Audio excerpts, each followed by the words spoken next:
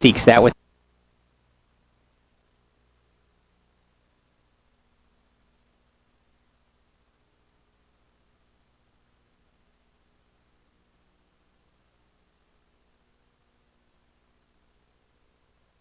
up, but they like to create space in behind the wing backs, or in this case the wing backs, the full backs in a different system, but they like to create the space in behind and attack with pace.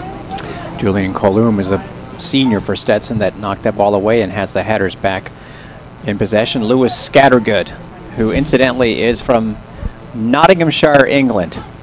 There's a funny story there, but I'll let this play out. Elvis Maniese, who has recently come on, a Welsh player for Stetson. They don't have a ton of internationals, but I just mentioned two of them. They have possession on the right. Ball is curled in, and that's a decent looking header, but well over the net by Lewis Scattergood. So Nottinghamshire.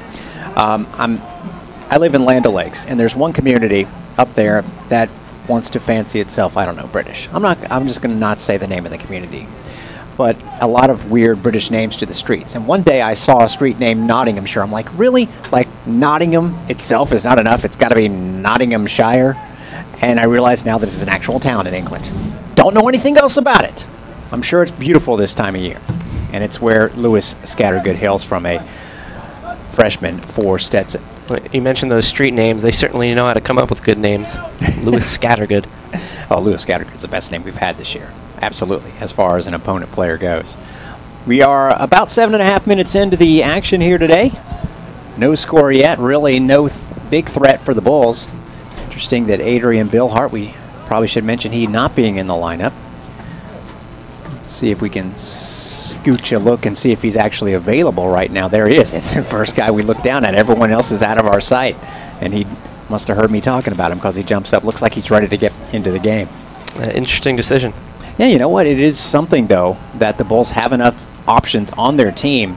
And Alexis, you know, he hasn't been starting a lot lately, and he's a guy that has been threatening when he's out there. Same with Trey Jackson. And maybe, I don't want to guess too much here, but it's maybe a message from Bob Uhorn like, listen, Adrian, we're going to let you watch for a few minutes and come in eventually, and I'm sure he will get in eventually. Gabriel Denise, junior from Brazil on the left wing, tries to get it around Trey Jackson, who's back on defense and makes a nice clear. Just one more thing on Billhard. Maybe the message is you got to start finishing, because he leads the team in shots with 20 and 6 shots on goal, but he just hasn't been able to put the ball in the back of the net yet. Yeah, the finishing has been the area of expertise of Mr. Ziss more often of late, with 3 goals in the last week to earn American Weekly honorable mention. And, of course, this last weekend, the 2 Bulls that scored at UConn, as Stetson tries to play something inside, but the Bulls let it roll for a goal kick. You know, when you only have 8 teams in a conference, and last weekend was the first weekend of conference play, you have to spread it out if you're the American Athletic Conference. So you're only playing 1 conference game each weekend, and that's why we have a game here tonight. But I guess if there's only 4 games going on, if you score a goal, you got a decent chance of being named one of the players of the week, or at least part of the honor roll. I think Stephen Rutherham should have gotten player of the week for that shot. Probably, but we're not the voters. We're not the voters, but maybe they'd had to look at it more closely. Oh, Avian Flanagan, a nice move. He's going to have one, and it's a little too excited there, a little too exuberant from Flanagan.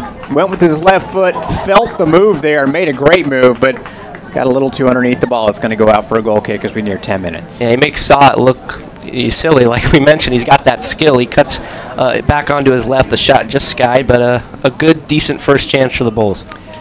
Avian Flanagan earning the start here tonight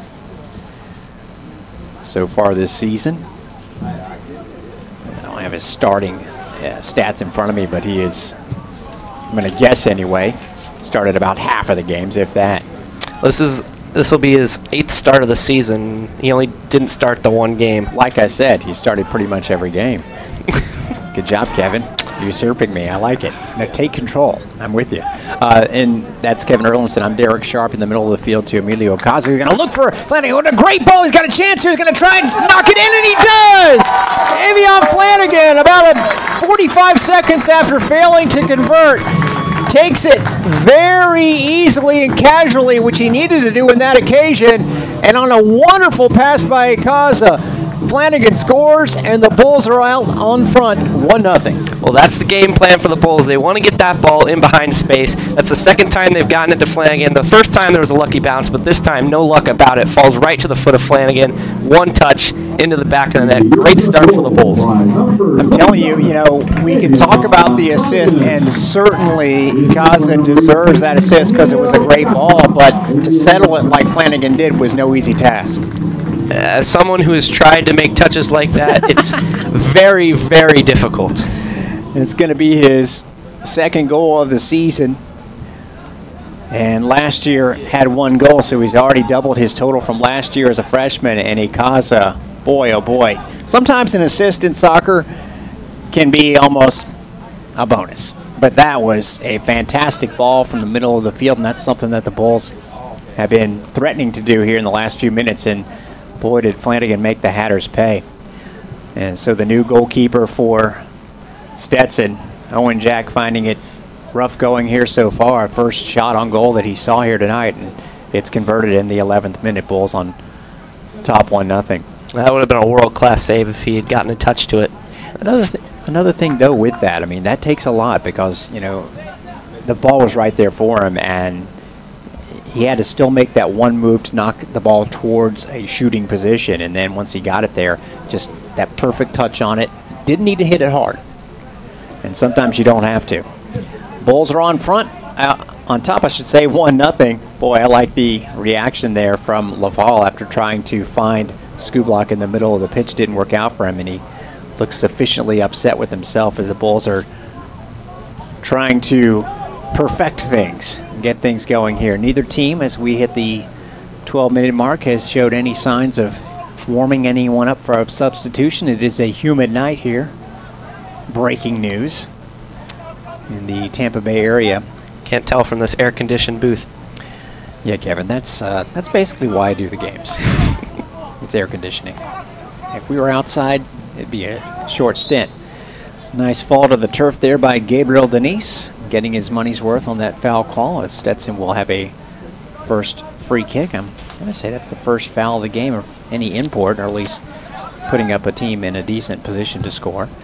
And sent into the box nicely, but cleared out equally nicely by Corey Cupid. Elvis Mariese is going to try and chase it down on the right side there, drops it off to Wickstead, and that ball is going to go for a throw-in for Stetson, which tries to answer back here. Chipped pass in, but Freddie Gill was ready for it, and Ikaza boots it onto the Hatters side of the field. Quickly back across the midfield stripe. Knocked down by Julian Colombe, the senior for the Hatters from Greenville, South Carolina.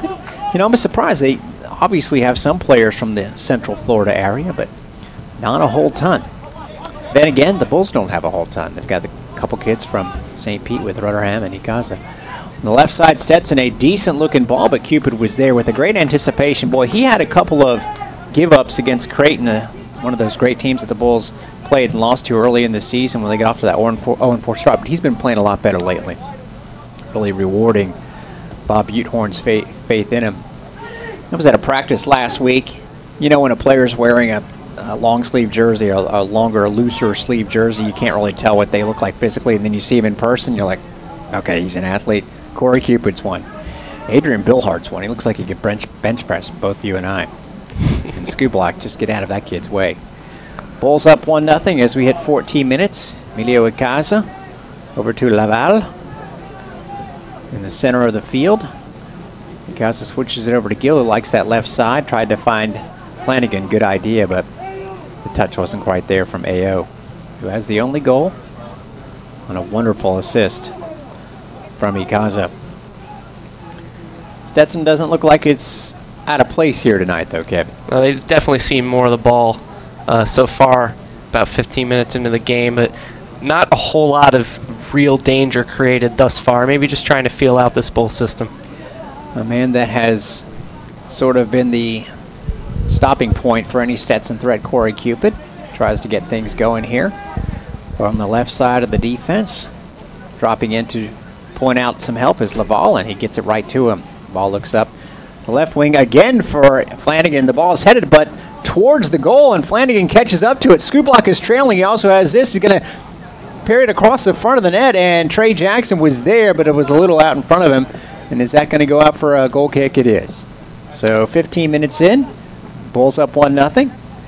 Start to see teams, players from the other teams. It's always cool. I see Sydney Nacello, and there's Sydney Martinez, all the Sydneys from the women's soccer team, which will be on the road in a couple of days, starting off things in conference play against UConn. I don't know if you caught any of their act the last time out, 11th spot against Florida College.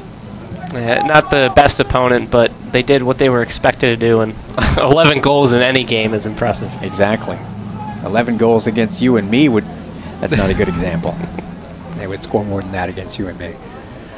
Derek Sharp and Kevin Erlinson here enjoying a night so far that sees the Bulls on top of the Stetson Hatters. We'll tell you more about how they arrived here at this 3-3-1 mark, but I can tell you that they could be better than that right now, but Bulls certainly on top and happy for it. Trey Jackson, he took a shot from there not long ago, instead drops it off to Laval. He's going to think about a shot. Oh, it hits Skublock instead. Unintended. Jackson gathers it in, drops it off Laval, top of the box, and Stetson finally regroups and gathers the ball and clears it away. Wasn't exactly a what you would call staunch defense there by Stetson, but Gabriel Denise gets it up the field to Erwin Colas, who has now matched Denise for flying ability. I'm not going to say that these weren't two fouls that have led to these two Stetson free kicks in the 30-yard range. I would just say that they know how to draw a foul. Yeah, sometimes you just got to sell it to get the referee's attention. He certainly did there. Sell it is a good phrase. Also saw Bentley Sanders from the football team out here. Seen a few volleyball players as well. Man, all those teams off to great starts, needless to say. The football team at 4-0. Volleyball 11-3. One more win, and they've equaled last year's total. They are just one weekend into conference play.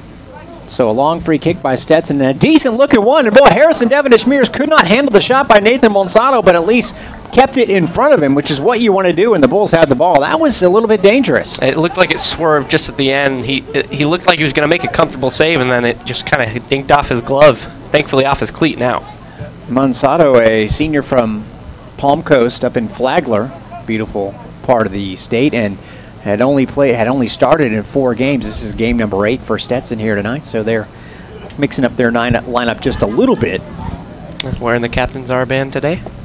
Have not seen Daniel O'Brien. Do not see Daniel O'Brien in the starting lineup, but he has played in all their games and started all but 2. And he's had a decent season so far. I'm sure we'll see him. More pressure from Stetson. Cross in, and an attempted backheel pass, which is all that Scattergood could attempt to do there. And just a little bit off, so Stetson's starting to threaten now as we hit 18 minutes. Bulls up 1-0. Yeah, the kids call that a scorpion kick, and that would have been impressive. It's a sideways scorpion kick. Not quite a full, but Kevin, you were right on the mark there. Something you only do when you have to, or when you want to really show off. Or your name is Cristiano Ronaldo. That guy likes to show off. Runs around shirtless all the time. Then again, so would I if I was him. I was going to say. Absolutely. You would never see a shirt. Christian, shirt? Nope. I'm good.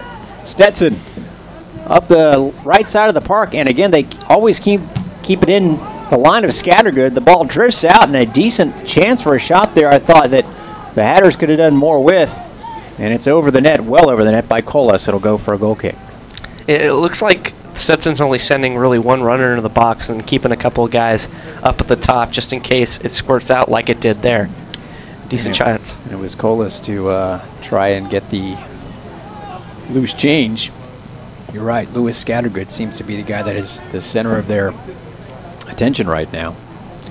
And they don't have anyone with more than 2 goals on their roster, so they're really trying to ferret out who the main threats are on their team. And they've got a coach who, Christian Nigo, who came from North Carolina most recently as an assistant coach, but people around here might know him better for his work as the head coach at Eckerd not too long ago. So he has really moved up the charts from a D2 head coach to a big D1 assistant to a D1 head coach here at Stetson. And this might be a transitional type year for Stetson, which, as there's a foul on the Hatters, USF will get a free kick. Honestly, hasn't had a ton of success. They're always around 500, but trying to get to that next level, obviously, and maybe Coach Nigo is the guy that can do it for them. Contact on both sides is going to go up against the Bulls. And Stetson will try a quick restart. Danger here on the left wing. A couple of players. It's going to be Colas with it. Feeds it up to Denise. Drops it back to Colas as they work the two-man game. But Trey Jackson and Jonathan Rosales caught up to them in a attempted cross into the center. Intercepted by Emilio Ocaza. Oh, Avian Flanagan gets drilled there. And as the referee stops the clock, this could be our first caution of the night. Yeah, just to give you a little insight into how we prepare for these games, they have... Oh, don't do that. Stetson has 10 forwards listed on their roster, and like 8 of them have appeared in every single game this year, or close to every single game this year. So, you know, you've got a guy here playing left wing back, listed as a forward, Gabriel Denise. So it's just interesting to see these kinds of things, and you mentioned it's a transitional period. They're just trying to figure out who their players are, what their system's going to be, and how to make an efficient team out of that. And it is just the first year for Nico. Give you their recent records in just a second, but let's see if the Bulls can get something going here. Ikaza on the left side of the middle of the pitch into Laval. Knocks it back to Ziss. No subs for either team as we've hit 21 minutes and the Bulls up 1-0. Yeah, the last time that Stetson was more than a game over 500 in a season was a stretch of 3 years between 2009 and 2011. And they're frankly in a conference that could see them thrive, could see, you know, listen, frankly, the Atlantic Sun is one of those leagues where you might not have a great team in the national standings, but good enough to win the conference and get the automatic bid into the NCAA tournament, and perhaps that's where Stetson can be. Right now, Stetson has just played 1 game in conference and really should be 1-0. But ended up getting drawn by Liberty in the late stages of that one. That's the conference that Florida, Gulf Coast, and Jacksonville are off to the 1-0 starts in. And the Bulls saw enough of FGCU last weekend, 2 weekends ago, 5-3. Stetson's going to consider a shot there and take it, but Corey Cupid blocks the effort. Oh, that's a nice-looking low drive by Colas. It was Sebastian Chalbeau with the first shot and Colas, but Harrison Devonish Mears was ready to make the save. Yeah, looked a lot more comfortable this time around, diving to his right. He corrals it easily and gets the ball distributed again. And I love looking at the Atlantic Sun. They have 7 teams. 6 of them make the conference tournament. And the way they do it, let's get this play in first. Flanagan on the left side. Good one-touch collection from Ziss, but it gets away from him. So 6 teams make the conference tournament. Basically, they split it into 2 halves. The 1 seed hosts the 4 and the 5 on one side. The 2 seed hosts the 3 and the 6. And then, of course, the 2 teams that emerge from that first weekend of games play in the championship game. So you have FGCU, Jacksonville, North Florida, and Stetson. So far, so good. 4 teams from Florida. Then it's Liberty, which is, I believe, in Virginia. Lipscomb, which is in Nashville. And finally, the New Jersey Institute of Technology. Which one doesn't fit? NJIT, which incidentally is 5-3.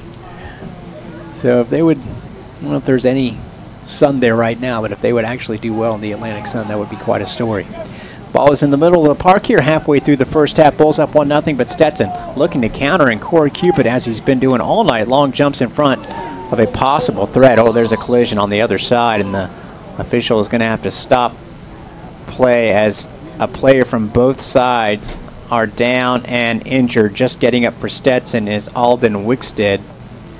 And still on the ground, it looks like Laval for the Bulls. Both going to ground there. Both might have gotten their studs in. Just a good hard challenge by both players. Maybe shouldn't have gone to ground, Laval, as he was the later man.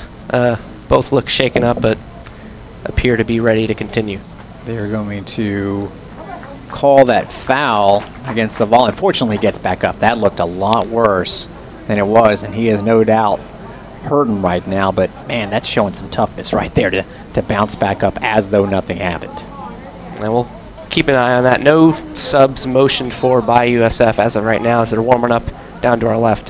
Head coach Bob Udhorn put his arms out towards the official like, really? That wasn't...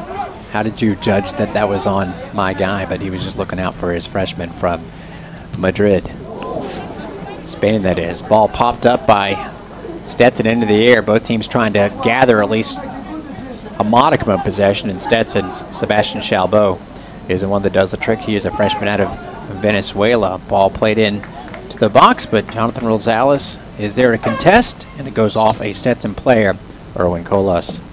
First substitution of the night will be Andy Henderson, a freshman from up in the Jacksonville area. Oakleaf High School is where he hails from, and coming out of the game, it looks like Menayese. This will be Henderson's 5th appearance of the season. He's got 1 goal to his name. Didn't really, probably should have already done this, but make the connection with Menayese and his jersey number. Would you like to make the connection, Kevin? Because I'd be really impressed if you did. Here's a hint. My favorite player. Menayese is from Wales. Gareth Bale, jersey number 11. He's wearing jersey number 11. I should have come up with that. That's all right. Looking silly on the broadcast. No. And I'm maybe making a connection that's not actually true, but I'm guessing it might be. That's probably it. Look at Aubrey McGrath and Evelyn Vienne in front of us. Those are 2 really good soccer players, as again, a lot of the players from other teams are here, especially the women's soccer team has always turned out in support, sitting together, rooting on their Bulls, who, right as we hit 25 minutes, still leading Stetson 1-0. There's been a lot of threats on goal, Kevin. I don't know if that's a concern. Since the Bulls scored, they only have the 3 shots compared to 6 for Stetson. Well, even before the goal was scored, Stetson had seen most of the ball, and it's no surprise that they're keeping the ball well. USF not really one to press high, press fast. They like to sit in, they win the ball, and then try to spring attacks high. They look comfortable right now. Maybe not as comfortable as Coach Beathorn will want to be, but they haven't really experienced a lot of trouble yet. Yeah, they pressed a little bit against Virginia Tech and Creighton, really trying to force the issue. I think here against Stetson, they might think that they have a superior back line and can, like you say, let the play come to them a little bit more. In that case, letting the play come to them, but not being able to keep it in bounds was Rosales. So in a decent scoring range, Gabrielle Denise, spelled D-I-N-I-Z, Denise, is going to take the throw. If my memory serves right, Stetson's only really had 2 or 3 touches in the box so far, and a couple shots from the outside that Devena Schmears was able to handle. So not the best performance right now, but they're holding firm and no cause for concern just yet. Just yet for the Bulls, but Stetson certainly not looking like an overmatched team. That is a very important point to press home. Bulls not able to get possession here. They've tried to, but finally, with Laval and Kayina working together, they get it off to the right wing, where Stetson is the team that's pressing on the side, and the Bulls finally find a way out, with Rosales dropping it back to his D-line, and now over to Gill on that left side of the midfield. Up to Flanagan, left wing, the goal scorer. Gets it knocked away, but the Bulls will keep possession. Ball actually could have gone out for a corner, but stayed just barely in bounds.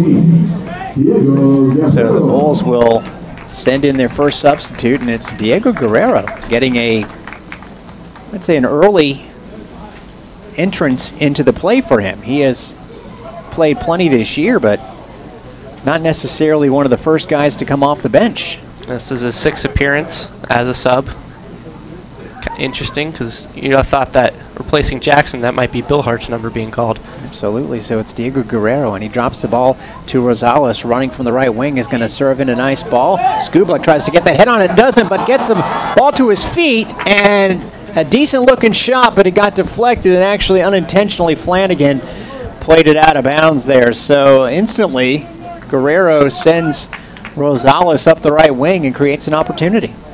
Yeah. Once again, down into the corner and then cross the ball into the box. That's the game plan all day for the Bulls. Yeah, Guerrero has played in 5 games, Kevin, but 114 minutes, so I'll let you do the math on that. Please don't. 23 minutes roughly per. So definitely not the first sub normally for the Bulls. He is here tonight. And again, they haven't brought in Adrian Billhort or Rutherham, which is a couple of stealth weapons that are possibly waiting for the Bulls to pop in when they need. Right now they are up 1-0. Stetson has another player fall to the turf, which has happened here tonight a lot, but they're going to go play on and have a threat here. It's Wixted on the right side, tries to play it in, but Gill is ready to knock it away. Stetson, though, will regather and try and send another ball into the box. That's to no one. Devenish Mears tells his defensive mate Rosales to let it ride, and it'll be a goal kick for the Bulls. Yeah, once again there, Scattergood, the only man in the box, making a run on that cross from Monsanto. So interesting tactics, and maybe the Bulls are wise to it at this point. We'll see if Stetson readjusts. If you're wise enough to, speaking of getting wise, to figure out the lighting system in this box, it's got one of those switches that I think are made to save energy, but also make it very difficult just to turn the light on and keep it on. But we've got a decent situation here. The Bulls and Stetson Hatters here from Corbett Stadium as it starts to get darker outside. So my eyes aren't necessarily reading some of the things as perfectly as they would be. Derek Sharp here with Kevin Erlinson as we near the half-hour mark. Bulls up 1-0. Shots still favor the Hatters. This might be one of those nights when that stat is always going to be in favor of Stetson. They've lost several games this year when they did have a shot advantage. Ooh, decent effort there as a ball that looked like was never going to be caught up to by Wixted, the redshirt junior from Melbourne High School, which is a factory, and also from NC State. Good effort, but it's going to go out for a goal kick. And this, as I mentioned, Stetson team, you look around, it's funny, some of their players from the Central Florida area matriculated to other colleges before coming here. A couple players out of the IMG Academy. That's I played against them many times in my youth career. IMG, decent gathering of talent? Yeah, never a fun match against them. Is there a mercy rule in soccer? We found out a couple times. I didn't mean to bring that up. Oh boy, hurting on the other side is Laval, and let's see what the situation is. It might be one now that he's down on the turf for a second straight time in the last few minutes that he might have to take a little breather here. Richard Laval is looking at the official like, can you just help me out, Chad Orso? And he's been all over the field tonight as a good stopgap in front of that back line, making sure they aren't dealing with the first or second balls. He's clogging the lanes up well, and he's winning a couple of 50-50 balls. A very key player for the Bulls so far. Another substitution getting set to take place for the Bulls. We'll tell you about him in just a second, but let's let this play finish out first. And a nice move there by Rosales to get around a Stetson would-be interceptor. Plays a long ball for Skublock, but it's cleared back by Stetson into the middle of the park. Evian Flanagan pressuring against Nathan Monsanto, who had the toughest shot of this game, and it was stopped by Harrison Devenish Mears. Now Stetson on the right wing, doesn't have numbers, 3-on-5, going to drop it off and hope that they can regather here. And another player falls down at the slightest touch, but that's going to go in for a throw-in for the Bulls. Felipe Baptista is going to come in for USF, and it looks like he's going to replace Alex Ziss. On the other side, Daniel O'Brien, who has had a very good offensive season for Stetson, is going to check in for Lewis Scattergood. A couple of British folks exchanging spots on the pitch. You're talking about names. Virginia Water, England. That's where that's fantastic. Daniel O'Brien hails from. Interesting observation here as we were watching some of the Bulls warm up. Looks like Stephen Rutherham's getting ready to come in. And there's an injury being tended to Evian Flanagan, which allows us to take a little stock here. At 32 minutes in, Bulls up 1-0. Right now, it looks like Burke Watson, who I would consider the third-string keeper, is warming up right now, so maybe they're going to make a substitution here shortly. Interesting that it's not Kazuna Takasi, who we did see play in that FGCU game. So maybe Bob Buthorn giving Burke Watson an opportunity. Well, that would certainly be an interesting decision. And it's been every minute so far this year from Devenish Mears, who is... he's off to the side. I don't know if it's to get water here, but certainly a good observation on your part. And we don't know how much of it's just absolutely just warming up just to get some cardio in. But if the Bulls go with their backup keeper, that would certainly be something to keep an eye on. But Devenish Mears is going back towards his penalty box, and looks like Flanagan is going to get subbed out for Steven Rutherham. Yeah, I only mentioned that because Kazuna Takasi, he played the second half at FGCU. That's right. He is not warming up right now, so maybe that does indicate something. Maybe I'm reading too much into it, but just an observation for the folks at home. Absolutely, and they can't see both benches like we can here when we want to, so anything you see like that, Kevin, just pop it on out there. The Bulls, Avion Flanagan, who has the goal here tonight, looks a little bit disappointed to have to come out, but I don't think he's anywhere near to being seriously hurt, and that's a good thing to note. Anytime you can walk off under your own power, it's a good sign. Absolutely. So Rutherham, immediate touch on the throw-in off the left side from Gill, who's gotten a lot more playing time of late. Felipe Baptista just into the game, drops it back to Gallino over to the right side by Rosales, as Stetson is, it was like a hockey team making you earn your way out of the zone, and the Bulls aren't having it easy. And Stetson eventually gains control for a moment. Ikaza, yeah, he could get called for a foul there. He does. Played a little too aggressively against the freshman from Stetson, Sebastian Chalbeau, and this will be their third free kick in sort of dreamland. Take a shot on net range about 30 to 35 yards away. This is more like 40 yards. Interesting, they're only sending their one center back up, and they have about three in this five-back formation, so not really attacking the box as much as you'd expect them, especially in opportunities like this. Bulls up 1-0. Beyond Flanagan had the goal on a wonderful assist from Emilio Ikaza. That was in the 11th minute. We played 21 minutes since, and it's been slightly more possessed by Stetson. Monsanto is going to send one in. Dangerous looking ball, and Skublock coming back to get his head on the ball. Trying to chase it down and just, yeah, I didn't think Batista caught up to that ball, but he gave it an effort. That's Guerrero. Adrian Wickstead made a late run down the back post. Nobody picked it up for USF, but the free kick just wasn't in time, syncing up with the run, nothing doing on it. So Diego Guerrero on a ball that was cleared by Skublock almost ran it down before it went out of bounds, but instead it's going to be Gabriel Denise, who is the long throw taker on that left side. Instead he drops a short one off, and Guerrero is there to bother the Hatters and make them throw it in again as we near 34 minutes gone here in the game. Oh, Batista tries to really drill a header out, but instead it just barely gets out of the penalty area, where Ikaza, ooh, man, that was a rough landing as he tried to turn it up the field. Stetson's really doing a good job of not letting the Bulls get comfortable at all on defense. They're very energized, and they're always pressing with pace. We've had some games this year, some very entertaining games. They had back-to-back contests where the shot counts against Bucknell and Liberty were respectively 18-17 and 19-17. Well, that's a decent-looking shot off the post! Boy, it was rung up by Erwin Colas as the ball settled to him, and almost in a half volley, he drilled it, and the Bulls are fortunate. That's the first real chance all game for Stetson, and they just escape without giving up a goal. So all this pressure led to a ball, again, that the Bulls couldn't clear, and Colas was ready to pounce on it, and he drilled it low, and fortunately for the Bulls, it hit the post, and that ball is in the decent danger area, but pulled wide by Stetson, and in that case, it was O'Brien off the bench. As we get to 10 minutes left in the half, the Bulls on top 1-0, but now we have to say barely. And they're conceding a lot of possession, which they've shown that they're very keen to do in other games, but maybe just a little too complacent in defense right now. They need to up the ante, maybe keep the ball a little bit more and go back on the attack. David Bergstrom into the game for Stetson, a junior from Sweden and transfer from Central Connecticut State for Monsanto. And Stetson again dispossessing the Bulls and earning a throw-in.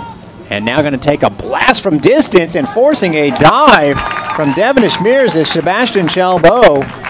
And a couple of great shots put on net by Stetson, and the Bulls certainly glad to still be up 1-0. They are not exactly seeing out this first half, but they still lead it 1-0. Very fortunate on that last play because Chalbeau makes the wrong decision. He had O'Brien wide open making a run in behind the defense. Neither center back's picking up for the Bulls, and if he had just chipped it over the top, it's probably 1-1. Bulls trying to get something going here. Baptista up to Rosales, and boy, tries the ball into the box that really didn't have much direction to it, and Stetson gets it right back. We don't have the possession percentage stat here, but I'd have to give it to Stetson right now, probably in the low 60% range. And now they have it again, and trying to bother Stetson is Gallina, but they work the ball back. Top of the box, danger area for Chalbeau, and Baptista does well to knock it away. Just off the bench, Bergstrom slots it over to the right wing. Ball played into the penalty area, but Devin Ishmeers is going to let that one go. So a rare misconnect by Stetson here in the last few minutes. To go back to that Cola shot, I mean, that wasn't a sitter. It was something that he had to make a snap decision on, and took it barely off the pitch and just drilled it low. And that was, it didn't look like it was going to go in ever to me, but it nailed the post. Yeah, it was a weird angle. You don't see a lot of shots coming in, so maybe just a bit of surprise for Devin Ishmeers. But that came off the back of about a good 2-3 solid minutes of possession in the attacking third for Stetson, and it almost paid off. That's Kevin Erlinson. I'm Derek Sharp. We are with 8 minutes left to go in the first half, and the Bulls on top 1-0 of Stetson here at Corbett Stadium, but feeling very fortunate to be on top at this point anyway. Not that their goal was a stroke of luck, but what has happened in the last 7-8 minutes of the game has swung it towards the Hatters. And if you're listening to us on a Tuesday night at halftime, I'll let you know what's going on elsewhere around the conference after one weekend to play. You also hear what's going on with the other teams in USF. Boy, that ball is a good ball in, but played away by Cupid as Daniel O'Brien got the pass and turned and thought he had a shot clear, but it was instead cleared by Cupid. Now, once again, he made the run right up the middle. Neither center backs, Cupid or Gallina, reacting in time. I'm not sure if there's a lack of communication or maybe they're just not seeing it, but that's twice he's gone right up the middle, and he probably should have scored there. Shots, by the way, 10-3 in favor of Stetson, and that does not surprise me in the slightest. Sebastian Chalbeau to take this corner kick after the vital clearance by Cupid. That's a good-looking ball, and again, for the second time, Skubla gets back and clears it away. Good job there. Now it's going to be Ikiaza gaining possession for the Bulls, and Skubla gets it up to Ikiaza. It's a 2-on-1 if he looks up to Baptiste, who has the ball on the left. Now Ikiaza calls for the ball back, and it's a decent-looking pass, but Ikiaza gave up on the play, and Stetson will get it. So numbers momentarily for the Bulls, but the attack fizzled, and the ball ends up in the hands of the goalkeeper, Jack, and it'll be Stetson ball here with 6 minutes to go in the first half. Not enough pace in that attack as far as individual pace of the players, but a good look for USF. Two, three quick passes, and they created that good chance, but unable to get into the box. And I thought when Ikiaza sent the ball up to Baptista that something was certainly on for the Bulls, but a decent recovery on the left side there by Kayamani Stewart, a sophomore from Olympia High School in Orlando, has the ball right now at midfield. Sort of ended that threat as we get to the 39.5-minute mark. Stetson kind of catching its breath right now. I think they expended a lot of energy trying to score here. Now the Bulls looking to get something. Now they have more space. It's Rosales on the right side as things have shifted here in the last couple of minutes, which is a good sign. Calling for the ball on the left side as Gill gets it from Baptista. As the Bulls are going from our left to our right. Attempted play to Rutherham on the left side was intercepted by that Stewart character. Oh boy, Bulls had a chance to be in a little bit of a jeopardy situation there, but Colas couldn't quite control it on the left side. There's too much space in behind the fullbacks right now for USF, and the gaps in between the defenders is too great. Stetson is exploiting it well, but the touches have let them down once they get those balls in. One normal member of the Bulls central defense, Marcus Murphy, still out with an injury, and they'll certainly welcome him back when he does get cleared to play. But in the meantime, certainly some good options out there for the Bulls, but not their preferred alignment in the back. For my money, Murphy was about the best defensive player for the Bulls when he was on the field. And again, not a long-term injury, but one that's got him out for the last couple of games, and including this one. Stetson gets it back in the center of the park. Anticipating there and doing well to do so was Gill. Wanted the foul call there, tried to sell it without completely falling down, but I guess should have fallen down like the Stetson players have done to good effect here in this game. Foul count against USF 5-2. 4 minutes left in the first half. Still gaining possession was Ikiaza. Back over to Gill, it's almost like he's back where he was 30 seconds ago. Slots it into Baptiste on Stetson's side of the field. Now some room in the center. It closes down on Ikaza until he pops it over to Rosales, right wing. Has Guerrero up on his right side, instead back to the center. Baptiste from Ikaza. Cross pitch. I like basketball too, to Gill. Skublik tries to play it with his head. Instead, Stetson gets to it first. Rotherham in as well, and the ball is still alive. Laval trying to do something with it. Sends it low, and it's still drifting across the goal. Goalkeeper barely got a hand on it, and it just sat there, but no Bulls were ready to pounce. Unfortunate for Skublik because he gave up on the play thinking it was going to go out of bounds or into the goalkeeper's arms. If he was more alert, he might have been able to poke it home. Yeah, if anyone was following up on that play for a rebound, it's 2-0 right now. Instead, Stetson looking to tie it up. They've got something on here. O'Brien, one-touch pass, in alone. Cupid tries to make the stop, and he can't. It's a goal, Stetson, as it was Erwin Colas getting the pass from O'Brien, and the eventuality that looked like it was going to take place just did, and that is Stetson getting a reward for all of its pressure, and we're tied at 1 with a little less than 3 minutes to go in the first half. That was some skill by Colas on that play because he was under a lot of pressure from Cupid, but he is able to stay composed, takes as many touches as he needs to, and then just chips to Venishmirs at the right moment, and we are tied here at Corbett Stadium. Yeah, Colas, he's the guy who hit the post. And let's be honest here, he certainly could have been on the board already. That's his 3rd goal. He leaps up and grabs the team lead for goals this season, but certainly could have a couple here tonight. And now the Bulls, I would expect, Kevin, are going to answer back with some energy here. Definitely is what Bob Buthorn's going to want to see. If not, he'll be asking some questions at halftime. Colas, a sophomore from France, with his 3rd goal. And again, like you said, really composed there. And a good ball in from O'Brien, who assist in one of their big outpourings of goals the other day and had a goal as well. So he's coming off the bench and providing some spark for Stetson, which is full of spark right now, tied at 1. Out shooting the Bulls 11-4 and getting a turnover at midfield. There's Colas, who just scored, drawing 2 defenders, dropping it over to Sebastian Chalbeau. Over to the right side. Ball played in aimlessly and will drift across the goal line for a goal kick with 2 minutes to go in the first half, tied at 1. Ever since he came on the field, Daniel O'Brien has been the player, the best player on the field so far. The runs he's making, the traffic that he's directing, he's communicating well with his teammates, and a couple of his touches have been almost perfect enough, and that pass into Colas was just outstanding. He is going to get, curiously, early rest here with just a minute and a half to go in the first half. Maybe completely out of gas for him not to finish off the half, which just has a minute and 20 seconds left now in it. USF, long ball up by Rosales, tries to find Skublik. Now Ikaza is going to try and win it at midfield. Bergstrom falls down, looks for the call. No luck there. Stetson definitely has that as part of their approach.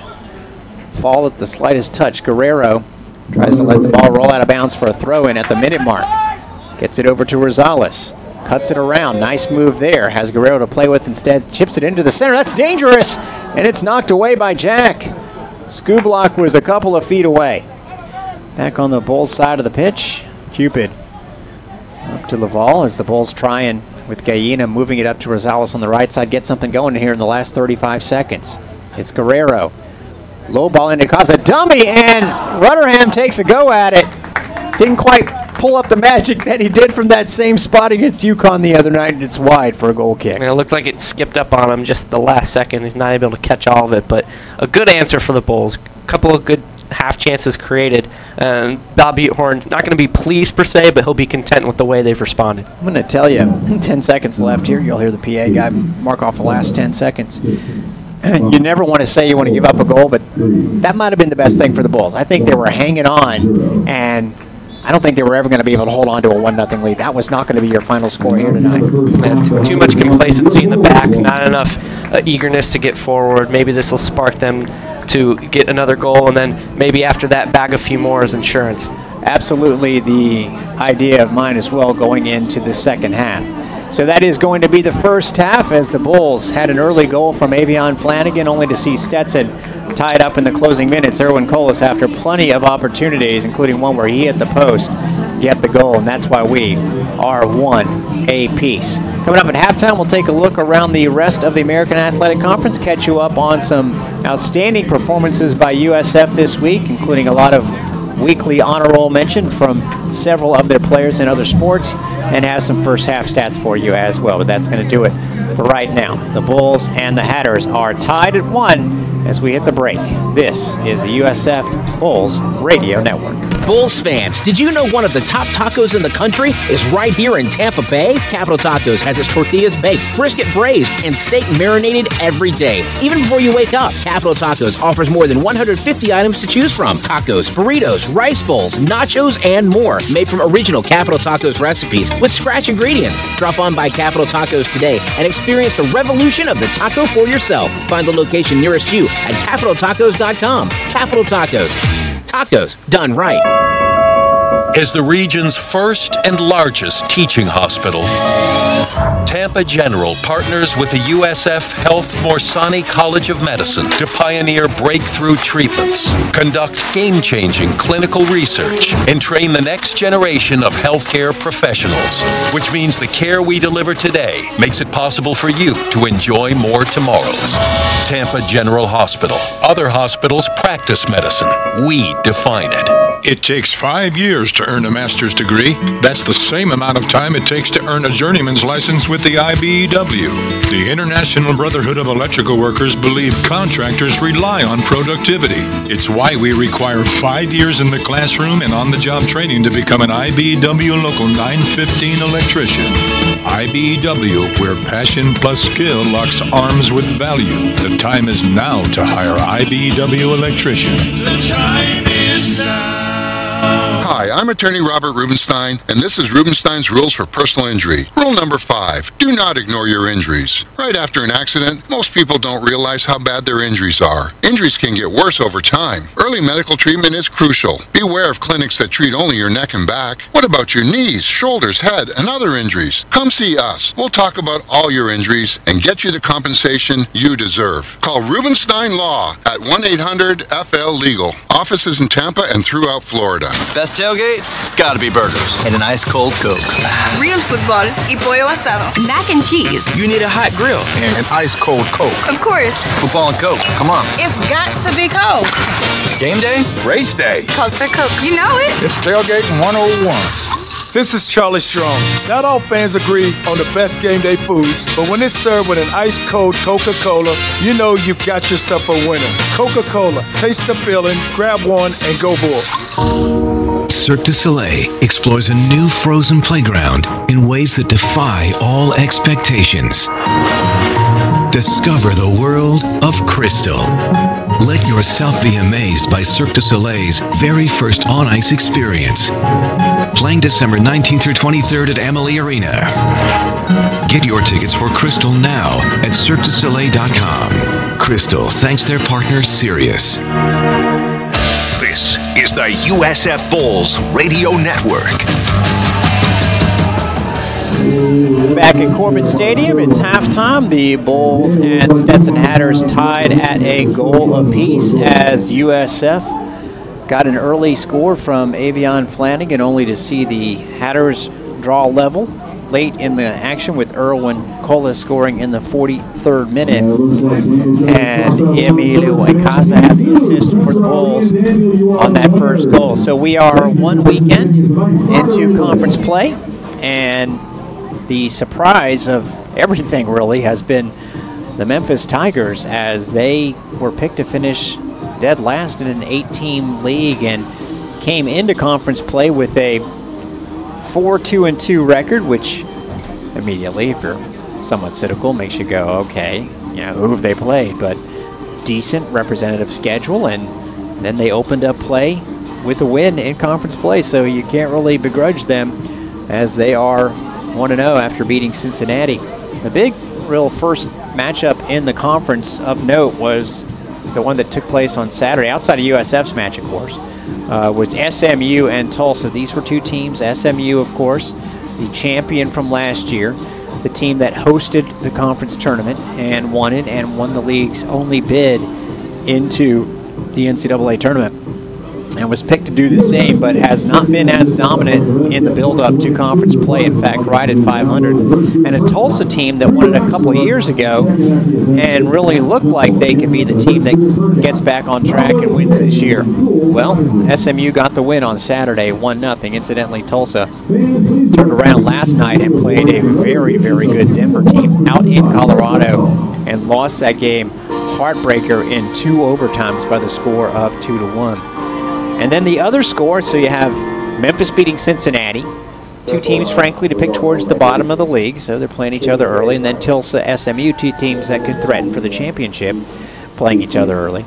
And then it was the game that you would just expect UCF to have no problems with, because they came into Philadelphia last Friday,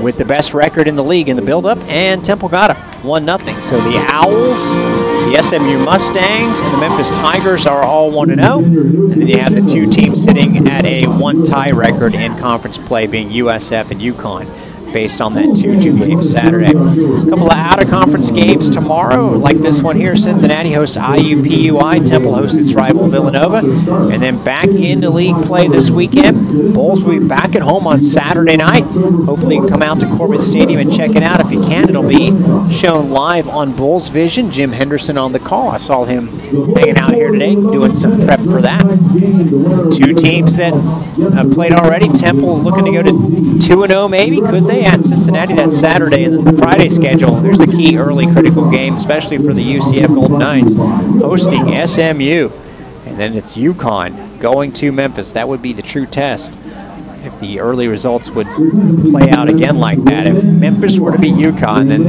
the Tigers, are legit. And if UCF were to lose to SMU, then their 0-2 start would frankly be legit as well. 1-1 here between USF and Stetson. We'll let you know what's going on elsewhere with our USF teams having a great early start to the fall season. I'm Derek Sharp. It's halftime, tied at 1. This is the USF Bulls Radio Network.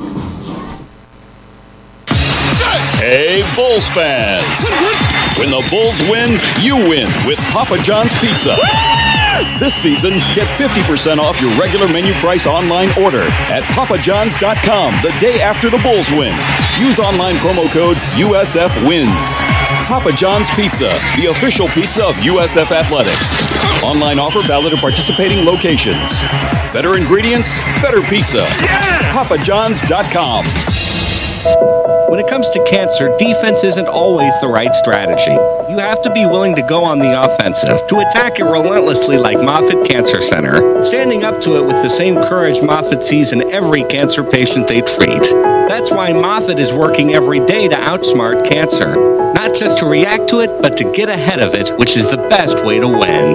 To see stories of courage, visit moffitt.org/courage. Moffitt, a proud partner of the USF Bulls. A real bright future story from the Florida Lottery. My name is Greg Barron. I'm a teacher at A. Crawford Mosley High School. I had a dream to attend Florida State University. And through hard work, I was able to earn the Bright Future Scholarship. The Bright Future Scholarship helped me find my passion and has allowed me to do what I love every day. That's why I'm so grateful for the Florida Lottery. They help fund students' futures, making our collective future brighter for many generations to come. View more success stories at flalottery.com/brightfutures. Bulls basketball is back starting November 6th. Now is the time for season tickets. Bulls win! Bulls win! Brian Gregory's Bulls were one of the most improved teams in the American last year. Yes, indeed. This year will be even more exciting. You can count it! Don't miss out on all the action at the Yuengling Center. USF men's basketball season tickets available now by calling 1-800-GO-BULLS. Horns up! Fans love football and the food that goes along with it, like shareable appetizers, pizza, wings, burgers, and fries. Cisco lives in the heart of food and service, and we are passionately committed to the success of every customer. With 300 distribution facilities across the globe and serving more than 500,000 customer locations, follow our trucks to your next great meal. It's tailgate time. Cisco West Coast Florida is a proud partner of the USF Bulls. Go Bulls! The best game plan plans keep everyone on the edge of their seats and always end with a sweet victory dance. So when it comes to the perfect game plan for a weekend adventure, Tampa Bay is always the right call. From award-winning craft breweries and hand-rolled Cuban cigars to days out on the water and nights out at the blackjack tables, every trip is a triumph. Start your playbook at visitTampaBay.com. Then work on that victory dance. Seriously, everybody loves a great victory dance. Visit Tampa Bay. Countless ideas, endless fun. This is the USF Bulls Radio Network. Halftime, Bulls and Stetson tied at 1 apiece. Derek Sharp here with you, about 5 minutes away from the start of the second half. We told you we'd let you know what's going on elsewhere with our sporting teams. The weekly honor rolls by the American Athletic Conference always shine a light on who's doing well. Jordan Cronkite, no surprise, with that big 80-yard touchdown run, 126 yards plus rushing, was named to the weekly honor roll. For the men's soccer team, both goal scorers from last week, Stephen Rutherham and Corey Cupid, made it as well. And from volleyball, if not for that darn Jordan Thompson from Cincinnati, who may be the best player in the country, getting named the Conference Offensive Player of the Week all 4 weeks, Jakara Walker would have probably gotten those honors, but she was on that honor roll as well. Incidentally, men's basketball started off its practice officially today, just 5 weeks away from the start of the season. So if you're listening to us on Bulls Unlimited, we'll have plenty of interviews with coaches and players from basketball you can hear on Thursday morning. And then, of course, you can hear this broadcast if you're missing any part of it on repeat throughout the course of the week. No Bulls football this weekend, so there'll be some replay action going on, but that's kind of what we like to do. If you missed anything, you get to hear it again. You'll hear the first half stats and the start of the second half when we come back. USF tied at halftime with Stetson. It's 1 apiece. This is the USF Bulls Radio Network. Valley National Bank is the proud presenter of USF football and is excited to support our nation's veterans. Every time the Bulls score a touchdown at home this season, Valley, in partnership with the USF Foundation, will donate to the Valley for Veterans Scholarship Fund. Over the course of the 2018 USF football season, Valley for Veterans will provide $75,000 in support of first-generation student veterans. Horns up, Bull Nation. Member FDIC, Equal Opportunity Lender. Bulls fans, score with Portillo's. From Chicago-style hot dogs to Italian beef sandwiches, Portillo's can satisfy the biggest game day appetites. And nothing is sweeter than a Bulls victory and a slice of our famous chocolate cake. Visit Portillos.com or download the Portillo's app. Now offering delivery from our location on 60 in Brandon and our location on Fowler in Tampa, just outside the University Mall. Portillo's. Get to know us. Get to love us. Get obsessed. Florida Blue Centers around the state offer answers to your health insurance questions face-to-face. Come in for a health assessment, talk with a nurse, or try a fitness class. It's the place to go for inspiration, motivation, and advice right in your neighborhood. Florida Blue is committed to helping people and communities achieve better health. Visit your local Florida Blue Center because better health starts here. 4 straight NCAA tournaments, top 25 rankings. Straight pass and it's up and in. USF is rolling. USF women's basketball is back. And the Bulls are fired up. Don't miss out on all the action at the Yuengling Center. She hits again. Tough non-conference games like Oklahoma and all the great American Athletic Conference teams like UConn and Temple. Season tickets available now. 1-800-GO-BULLS. Horns up. This is the USF Bulls Radio Network. And we are just about set for the second half. USF and Stetson tied at a goal apiece. The Bulls getting on top in the 11th minute on an Avion Flanagan effort and a wonderful pass by Emilio Acaza, but then Erwin Colas tying it with just under 3 minutes to go in the first half. Before we get into some of the other stats, first, Kevin Erlinson, your thoughts on both goals. Stetson deserved it, and the Bulls kind of had that spark play. And in my opinion, when Daniel O'Brien came onto the field as a sub, that's when the game changed, because Stetson had the ball for most of that half, but they didn't really start to use that possession with purpose until he came in. He made great runs in between the center backs. It was pretty much a ghost up until it was time to touch the ball, and then he suddenly appeared out of thin air the way that the Bulls were marking him. So he's made all the difference for Stetson so far. We'll see if he starts the second half on the field or not. Yeah, but he's been my player of the game so far. It's a good call on your part. O'Brien started 5 of the 7 games, and in the 7 played 371 minutes. You want to do the math on that? I keep offering if you want to do the math. There's a reason I'm a mass communications major. That's it's around half each game, but O'Brien, I was telling you about a game where he performed well. That was the big one for them when we really haven't gotten into the whole season for Stetson, what's led them to 3-3-1. They started off up in Charleston, South Carolina, played NC Wilmington, which incidentally is the number 11 team in the country, lost that 4-0, so not a good start. Then they kind of had one of those games where they outplayed College of Charleston but lost 2-1. Then the game that O'Brien really stood out in, they went to FIU, so they already played 2 games on the road, had to stay on the road for the next 2. He got, they were down 1-0 at the half. Remember, 0-2, down 1-0 in the half.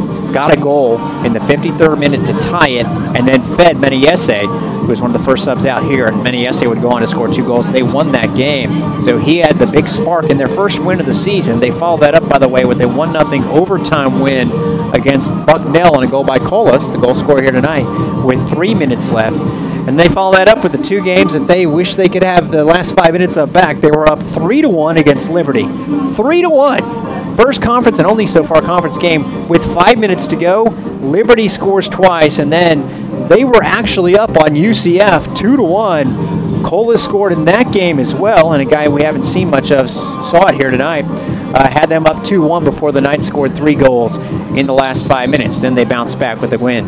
2-0 against SC Upstate. Stats-wise, as we start off the second half, Stetson on top of the shot total by 11-5, and frankly, they deserve to be every much leading in that category.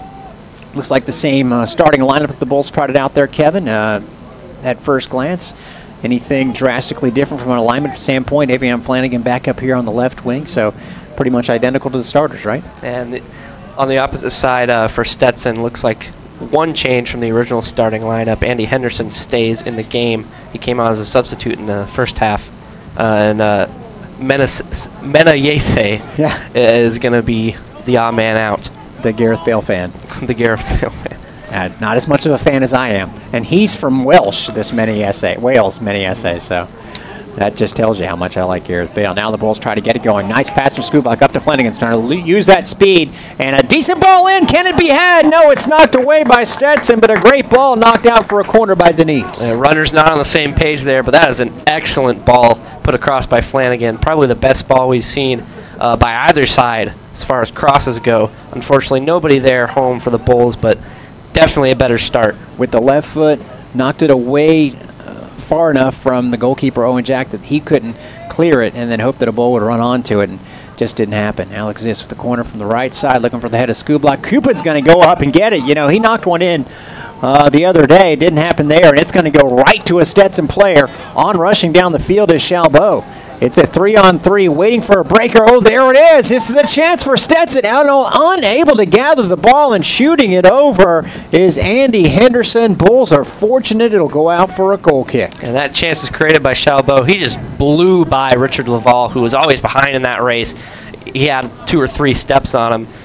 Makes the right pass, but they couldn't execute in the finish. Boy, Andy Henderson, who has just played in half of their games this year, and I'm guessing hasn't had many chances like that to make a big impact, and certainly had it thanks to Chalbeau, and it got away from him, and that's a good note for the Bulls. Fortunate. Now Skubak putting the pressure on Jack, the goalie for Stetson, clearing it away, but just hoping to get it away and not going anywhere other than to the Bulls in that situation.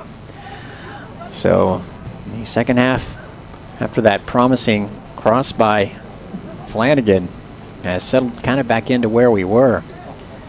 Henderson went to Oakleaf High School in Orange Park, a 2-time All-State player, had 34 goals last year as a senior, and that would have been his first for Stetson, but couldn't quite pull it off, and the Bulls are thankful that's the case, as we are 3 minutes into the second half, and Stetson and USF tied at 1. The two teams have gone to overtime this year. Of course, the Bulls most recently on Saturday against UConn with a very impressive 2-2 result. And you mentioned that Stetson has drawn with Liberty 3-3 and one late in regulation at Bucknell in overtime this year. I'm not saying we're going to overtime, but just throwing that out there. Find that wood and give a few and give a few knocks. Yeah, you're not a big overtime guy. I think the Bulls might be able to pull it off before then is the idea. Cupid to Gill, a nice flick pass on that left sideline. Not much room to work, and Flanagan plays it off a defender. And nice ball up to Skublik. Jack's getting down. Skublik gets it around him, but he doesn't have the angle. He's going to try and cross it in to Zis, but it's knocked away for a corner. So Skublik got it around the goalkeeper, but had some support there. The first time that Skublik's really been involved on a direct attack. A great touch around Jack, but ran out of real estate. Could not find the pass across. Maybe just a smart decision there to win a corner and reset. You see as the Bulls get set to take a corner here, it's going to be Alex Zis from the left side. That Daniel O'Brien's not going to sit out for much longer. He's going to come right back in less than 5 minutes in, a sub coming for Stetson. Good driving cross, but no Bull on the end of it, and Stetson gets the ball out. It's Chalbeau who has been a menace out there. As the Bulls are looking for offsides, they get it. That was a little bit risky as you had both Rosales and Gill with their hands up, and looking at the prospects maybe of Colas being in had they been wrong in their judgments, but it is offsides, and I think that might be the just first time it's been called against Stetson here tonight. Sometimes you just got to bet on yourself. One offside on each team. Do you go offside or offsides? I always say offside when you're talking about in relation to a player, but when you say just as a general description, offsides is like, what I go so the with. noun is offsides. Yeah. The player is in the act of being offside. I can do that. Watch me screw it up every time. There's a ball into the center, and Stetson intercepts it. Lewis Scattergood is back out there. The freshman from Nottinghamshire, England.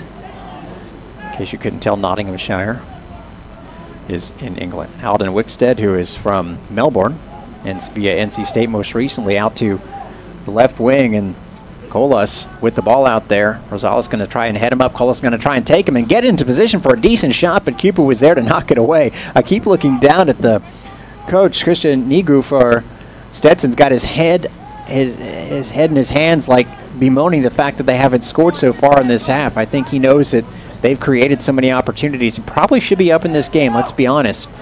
And now Stetson has pressured the Bulls into yet another turnover.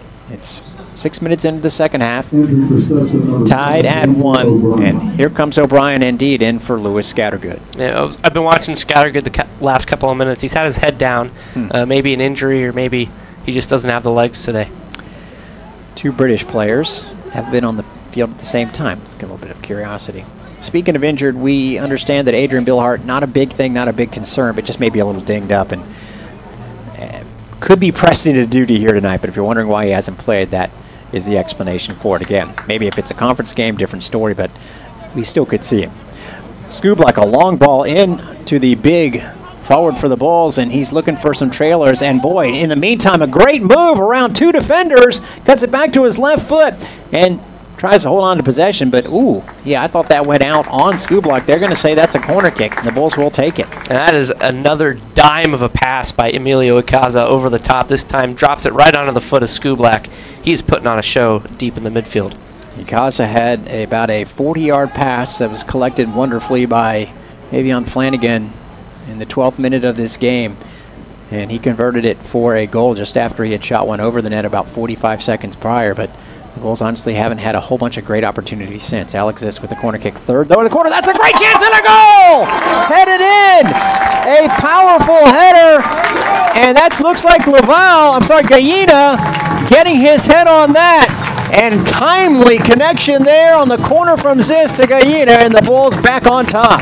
Gallina made a great move on Stewart there in that corner. Made a couple steps like he was going to make a run, then steps back into the back on his back foot, jumps up, free header into the net, no question about that, and the Bulls have their lead back. You know, you say no question about it, but remember, you know, he's a guy who hasn't scored yet. He's a freshman, hasn't scored a goal yet, and so to have that absolute fortitude to go up like he did and just crush it home was fantastic. Well, the Bulls have a lot of height around the field, and they haven't really capitalized on that. They don't have a whole lot of goals from set pieces, but they get one there, and that's a huge goal in this game. You know, that looked like, I knew it wasn't Skublik because it was a single digit, and it just looked like one of his efforts where he just hammers it home, and to see Gallina be able to supply that possibility is pretty encouraging for the Bulls, and very encouraging after the Henrique Gallina goal to see them on top 2-1.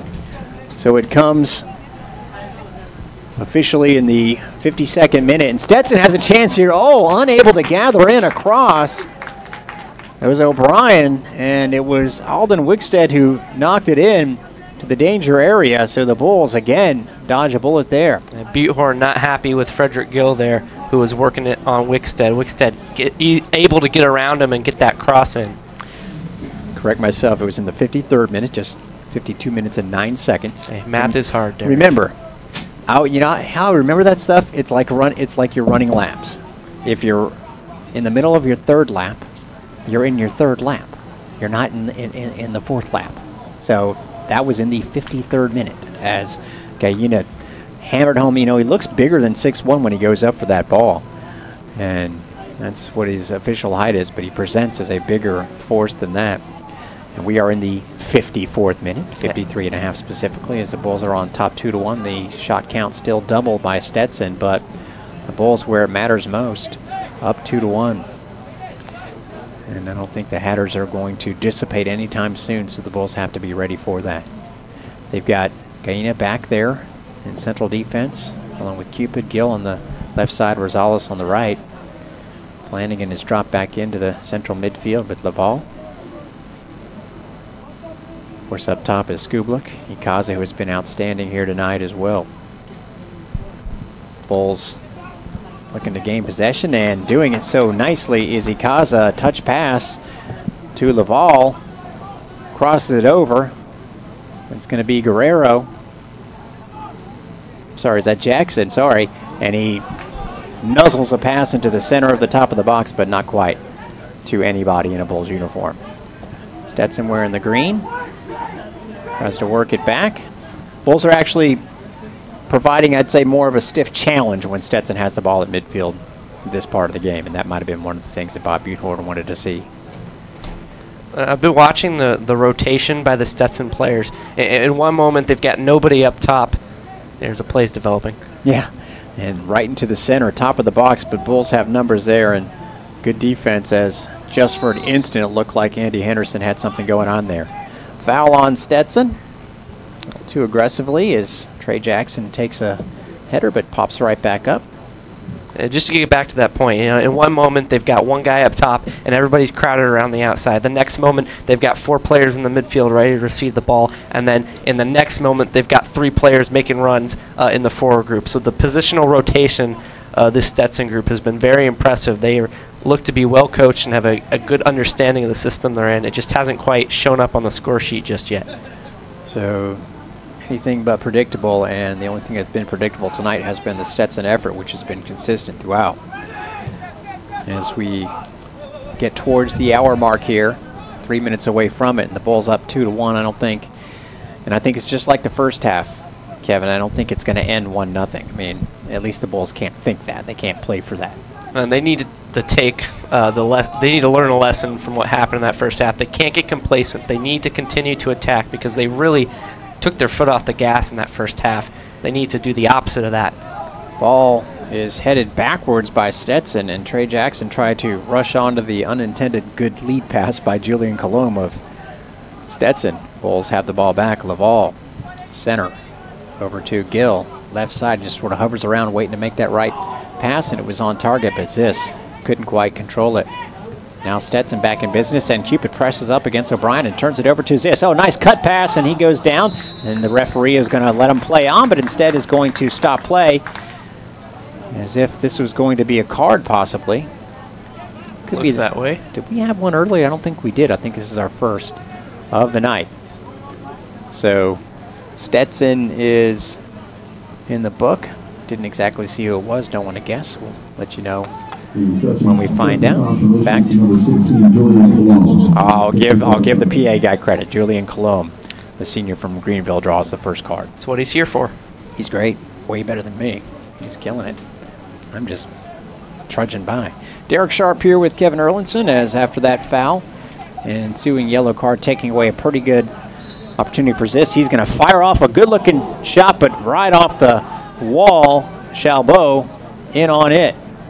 And I think Stetson did its research on this and was ready for a low kick, and Chalbeau knew that he was going to have to try and jump up to head. It actually turned out didn't have to jump up that much. So it's interesting here tonight. The Bulls prevailing 2-1 without Bill Hart, with only a little bit of Rutherham. Didn't play a whole ton of minutes. Skublik's been in there the whole game, and he's going to try and manipulate his way around a couple of players with determination, but Stetson outnumbered him there. Now off to the left wing. And out of bounds for a throw in by the Bulls. After that play, Skublik kind of looking around where his teammates were because he didn't have any runners. Flanagan was running down the left side, but his back, Skublik's back was to him. Trey Jackson was just kind of stagnant, waiting for the play to develop instead of anticipating. Just 3 subs in the first half, and we have the same starters in off the bench where Diego Guerrero played 18 minutes, Felipe Baptista played 14, and Rutherham 13. So compared to 4 subs for Stetson, the Bulls have kept a pretty consistent lineup out there tonight. 58 minutes down, and they're up 2-1 are the Bulls. Ball's headed. Equalizes is going to try and fight for it. A little bit too much arm there by a Stetson player. Nathan Monsato is going to lead to another free kick for the Bulls. Too far away to do anything with it, but Stetson's starting to rack up the fouls, even though it's just 5 apiece. Seems like they've gone that route here once they've fallen behind. Good ball in. Cupid tries to get ahead on it. Does, but played over, and that is going to be ruled to have been out on Stetson. So I think this is the 4th corner of this half already, and we're not even 15 minutes in. Corner kick total is now 4-1. Let's see what the halftime. Yeah, halftime total was Stetson 1-0. So this has been all 4 corner kicks in the second half for the Bulls. That's a good sign. Alex Ziz is going to take it, looking for his 4th assist of the year. He's been involved in 6 goals so far. That leaves the Bulls on the season. Gallina sort of drifting around. This time Stetson has a man single-handedly, Brock Exline, on him. Good-looking low ball, and almost got to Ikaza there in the center, but instead was niftily flicked away by O'Brien, as it turned out. Comes back to Ziz, drop pass to Flanagan. He's on, going to look for a cross, and that one is knocked away, and that's going to be another corner kick. Good defense by Julian Colomb, but corner kick 5 in less than 15 minutes time. And that's the difference from the latter stages of the first half and right now. The Bulls are sustaining pressure. They're getting those second balls in. They're creating second-hand opportunities as they see getting another corner kick off this play. And the Bulls got their goal in this half off of a corner kick from Alex Ziz. Is going to take it from the same side that resulted in the score. It was off the head of Enrique Gallina, the freshman, who is the main target of Stetson's defense. Maybe Skublik can jump in there unattended. Not quite out to Cupid. A decent looking effort there, but it's going to pop up high. That was going to be always tough to keep on the ground, and it's going to go out for a goal kick. Looked to be a design play off that corner. Cupid dropping back to the top of the box. Unfortunately, always leaning back. A couple of Stetson players in now. Elvis Meniese, the sophomore, who's got a couple of goals for them this season, as well as first time we've seen German junior Raphael Nordhoff for the Stetson Hatters. And it replaces the goal scorer, Kolas. Yeah. And it was Meniese, by the way, just in again, getting both of his goals in one game. That game against FIU that turns out his 2 goals were both going to be game-winning goals. The first one made it 2-1, the second one made it 3-1, and then FIU scored in the last 30 seconds for a 3-2 final. FIU is a future opponent of the Bulls. They will be going to Miami to play them. This is a midweek game as we hit past the hour mark. Bulls lead at 2-1. And again, necessitated by the fact that American Athletic Conference, you only play 1 conference game each weekend. So if you're going to have different games on your schedule, you have to schedule them midweek. And the Bulls only have this one during the conference portion of their schedule at home. So hopefully you came out tonight. There's not going to be any more midweek opportunities. I'm trying to think. Conference tournament? Nope, that would not be midweek either. Because if you're hosting the conference tournament, you're playing on the weekend. That's where the Bulls want to be, obviously. Love how the American Athletic Conference does it. If you're the #1 seed throughout the course of the 7 games regular season, you get to host the conference tournament. That's how it should be. And Devonish Mears hasn't been as busy lately. Maybe that's why he's hanging on to the ball a little bit longer before sliding over to his left to get to Corey Cupid. Humid night here in Tampa. As you're learning, Kevin, it You can always tell exactly how humid it is by our window in front of us. It's only our room, which I'm not bitter about, by the way. Not at all. Actually, it's just your side that's most sweaty, which is a real reason not to be bitter. So the Bulls trying to really take their time here. I've noticed that as a difference with no rush. Not to say that they're not going to try and score if the opportunity presents, as evidenced by the 5 corner kicks they've caused, but right now trying to sort of calm things down in the backside. Gallino over to Laval. They wear number 4 and number 6 and have similar physiques, both impressive young players for the Bulls. As is Corey Cupid back to his goalkeeper again. It's been down there for about a minute. Stetson starting to maybe become a little leg weary with this tactic by the Bulls. Cupid now plays it up the park to Skublak. Chests it down to Ziss nicely. Flanagan's going to try and run onto it. He's got a chance there. Keeper comes out and makes a save. That's a great job by Jack. It's going to go out.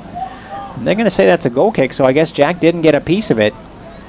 But that was alert goalkeeping by Jack, or it'd be 3-1. Yeah, he doesn't get a piece of it, but he times it perfectly, comes out, makes himself big. Flanagan doesn't have a window to shoot for.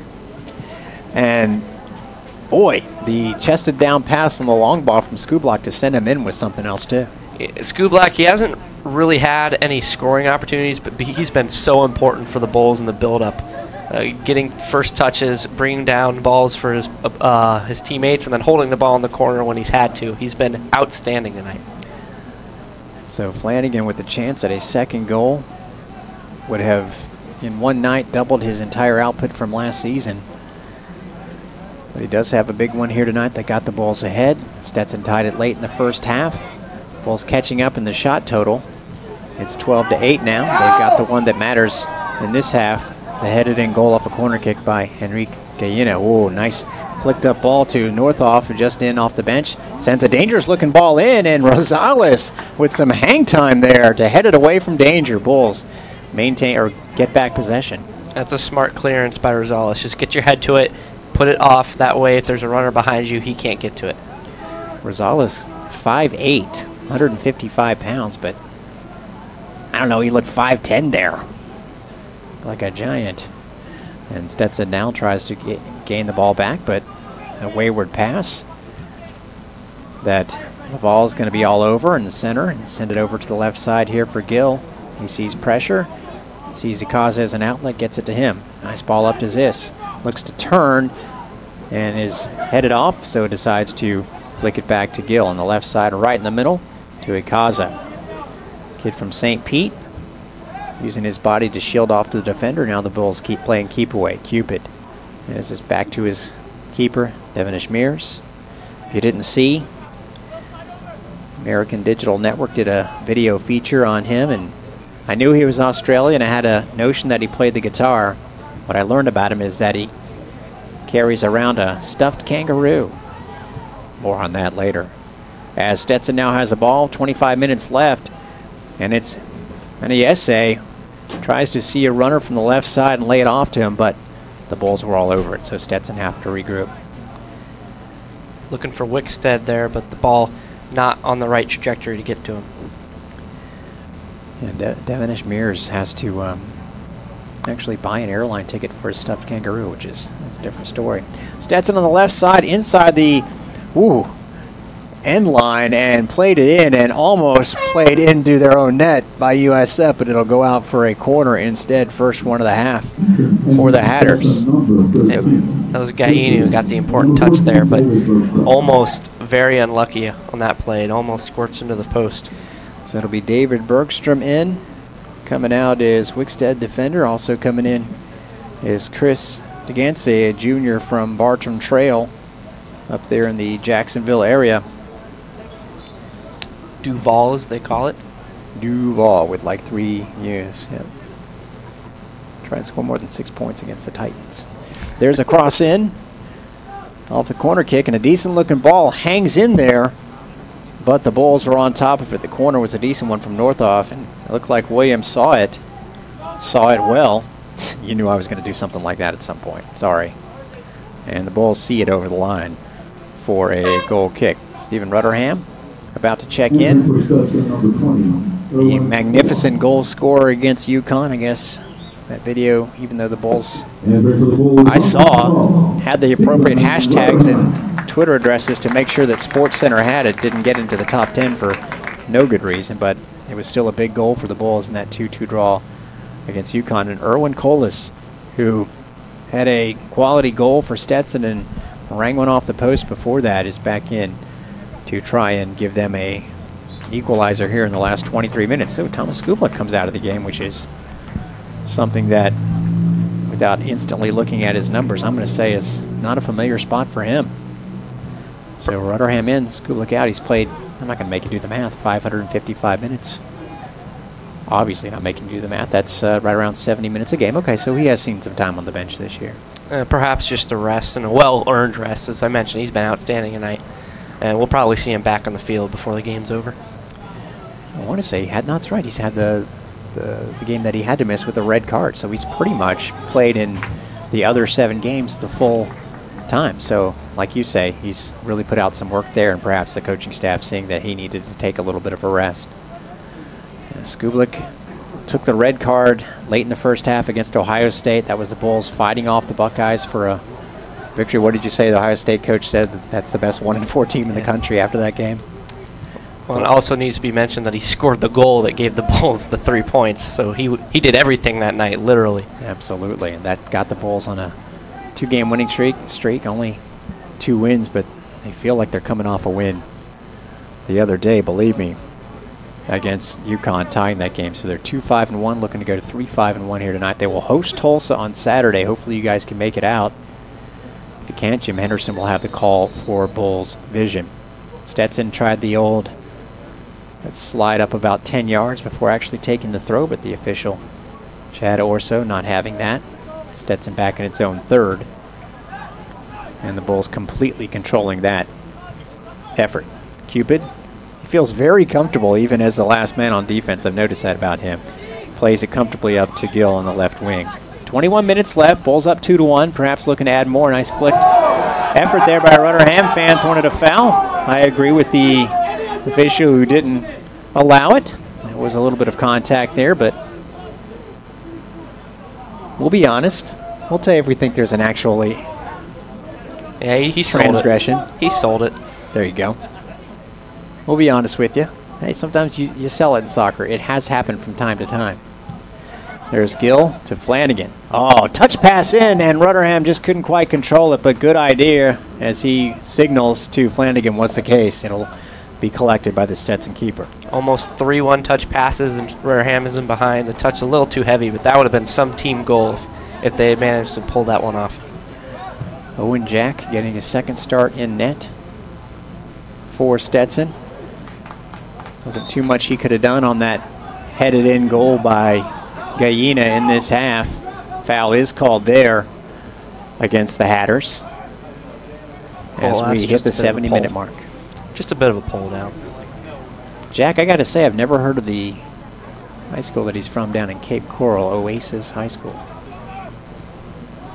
He's a big fan of the group Oasis, by the way. You know, it's One-Hit Wonder Day. Not that they were one-hit wonder, but it always angers me when certain bands that I like are known for just one song. They're probably known for Wonderwall, which is my least favorite song by Oasis.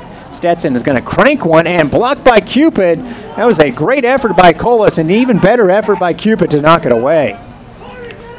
And Henry Apollo, the assistant coach for the Bulls, is yelling at his players to get it going here. I think that he has seen a little bit of a dip in the intensity level, and that's got to change here in the last 20 minutes or Stetson. Oh, that's got to be a card. And nice try there by Laval to hold up his hand to the official acknowledging that he committed the foul, but that was an absolute pull down, and that's got to be a card, and it is. Not a whole lot of energy for the Bulls going down the wings right now in the past 20 minutes or so. That's really been their bread and butter all season, especially in this game when they've been dangerous. We might see some substitutions for Flanagan and Jackson because they look a little gassed. I was surprised at Laval. Obviously, he was beaten on the play, but it was still a good 50 yards from the goal, and he decided he would just grab a hold of the Stetson player and guide him down to the turf, which is always going to draw a card, as it should.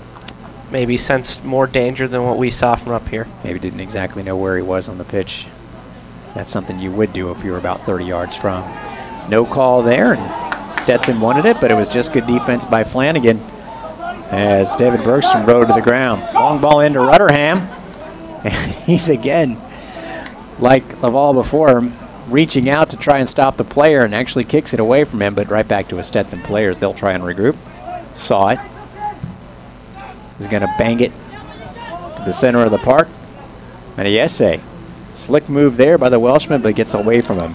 It'll be a Bulls throw and a chance for a substitution here. Showed great strength on that play, but a little too much strength on the touch. Runs out of play, but if he gets a better touch, rather, he's away, and a dangerous 3-on-2 chance for Stetson. So Diego Guerrero comes in for Laval, and do you think maybe that has a little bit to do with the yellow card, not wanting to chance him picking up a second here? That would be my guess. You don't want to be down a man against this team. Just keep your shape in the midfield. Make sure you're structured well and you're not giving away silly fouls like Laval did. Benny Yessi right back out of the game. He has not played a full allotment of minutes. It's Andy Henderson who had that chance go Ryan Turner into the game for the first time for Stetson here tonight. With 18 minutes left in regulation, the Bulls on top 2-1. Chip ball in and a nice give and go. Cristiance is going to cross it in, and that gets past Cupid. I know. Oh, that is a long play on being allowed by the keeper, as there was certainly a foul on David Bergstrom, and he let that play on for the entire threat. And the general rule is if there's a foul that the ref sees, but there's still a threat in store for the team with the ball, he's going to let it play out until it ends. And in my opinion, Kevin, that threat ended, but they still get the free kick nonetheless. It's almost like 2 for 1 here. Well, a lot of times in those situations, if there's a chance being developed by the team with the advantage, they'll just play the advantage, and they took their chance and they crossed the ball in, so the advantage should be over by then, but I guess not. Chalbeau, that's a dangerous ball, and it was in line for the head. I think that was Colas, but well over the net. It was going to be a tough angled header, but he had it on his own, and he was going to have to divert it back along a 45-degree angle and couldn't quite do it. That's a good pickup. Sebastian Chalbeau leads the team in assists for Stetson. I'm assuming it's because of his great prowess with his crosses. As we've seen, some of these set pieces have been very dangerous looking, like that one was. So the Stetson Hatters continuing to not want to go away here. Their head coach exerting them to press up the field. Bulls may have to settle for counterattack opportunities here. Alex Ziss tries to find something up to Trey Jackson. Oh, he had Rosales pressing up, and instead tries to center it to Rutherham, and I think Buthorn wanted him to go up the right side instead of in the middle there. Now Stetson. Oh, good steal by Gill. And he's going to try and keep it in bounds. Hits it off a Stetson player. Good job to keep it in the park by the Stetson player, Degancy, but Bulls win the ball. Ziss has Flanagan on his left. Feeds it to him well. Flanagan's going to turn on the Jets. Got to get by 2 people. Crosses it, and it's a nice one. And trailing was Rosales, but beating him to the ball was Gabriel Diniz, the defender, and he's going to clear it for a corner. Flanagan makes an excellent move there, gets space for the cross, but maybe if this were in the 20th minute and not the 75th minute, Flanagan turns on the Jets, as you said, and gets behind all the defenders and has a shot on goal. Yeah, he certainly has that capacity, and we've seen it time and time again. He does have the goal here tonight. Hands on his knees right now. He's gassed. Maybe coming out. I've been there. Gordon Phipps, a new name for the Bulls, one that I have not called the name of this year. He has played in 70 minutes for USF, but that is it. Looking like he is going to be brought in, a freshman out of Weston. Ziss fakes the corner kick, now takes it. Sees Gallina, heads it across the goal mouth, hoping for someone to be there. It wasn't the case. Now the Bulls have to try and chase down a ball as Stetson is running onto it, and barely getting there was Gill, and that was pretty critical because Andy Henderson, I didn't see what happened. I see that Gill's on the ground. Did you see it, Kevin? Yeah, Henderson trying to go for the ball. Gill kind of backheeled it back and then just shoves Gill over. This is a bit of an exaggeration by Gill, but you can't shove a player with 2 hands like that. I don't think this is a real injury, although he is still on the ground, so maybe it is. We'll find out soon enough. Now, we mentioned Phipps, and you were right. Good call with Flanagan being gassed. He is going in. It is Phipps for Flanagan. Felipe Baptista is going in. And it looks like Trey Jackson is the one that's going out.